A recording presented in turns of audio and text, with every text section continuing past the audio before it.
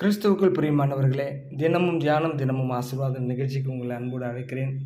இன்றைக்கு தியானிப்பதற்காக மீகாவின் தீர்க்க தரிசன புஸ்தகம் 2ஆம் அதிகாரம் 13ஆம் வசனம். தடைகளை நீக்கி போடுகிறவர் அவர்களுக்கு முன்பாக நடந்து போகிறார். அவர்கள் தடைகளை நீக்கி வாசலால் உட்பிரவேசித்து கடந்து போவார்கள். அவர்கள் ராஜா அவர்களுக்கு முன்பாக போவார். கர்த்தர் அவர்கள் முன்னணியில் நடந்து போவார். இந்த வார்த்தை காலையில் என்னுடைய இருதயத்தில் தேவன் போட்டார். என்னுடைய உங்களுடைய சூழ்நிலை எந்த விஷயங்கள் தடையாக இருந்தாலும், நம்மால் கடக்க முடியாதவைகளை, நம்மால் செய்து முடிக்க முடியாதவைகளை செய்வதற்கென்று சொல்லி நம்முடைய தேவன் நம்மோடு கூட இருக்கிறார். அவர்தான் இந்த காலை வேளையிலே நம்மை பார்த்து பேசுகிறார்.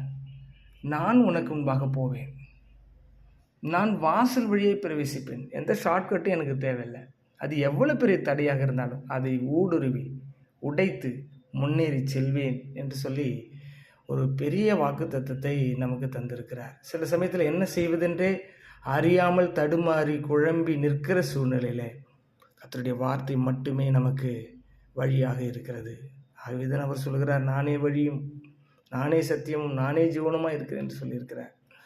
இந்த அதிகாரம் நீங்கள் இஸ்ரவேல் ஜனங்களுடைய தவறுகள் சுட்டி காட்டப்படுகிறது, தீர்க்கதரிசியுடைய தவறுகள் சுட்டி காட்டப்படுகிறது. அதன் பிறகு 2 வாக்குத்தத்தம் வருகிறது 12, 13. இந்த 13 நாம் திகைத்து நிற்கிற ஒரு சூழ்நிலை இருக்கும் என்று சொன்னால், தேவன் இந்த காலவெல்ல என்னோடு உங்களோடு பேசுகிறார். நான் உட்பிரவேசிப்பேன், நான் கடந்து செல்வேன், உனக்கு முன்பாக செல்வேன், நான் செய்து முடிப்பேன் என்று வாக்குத்தத்தம் கொடுக்கிறார். ஆகவே அதை உறுதியாக பிடித்து கொள்வோம்.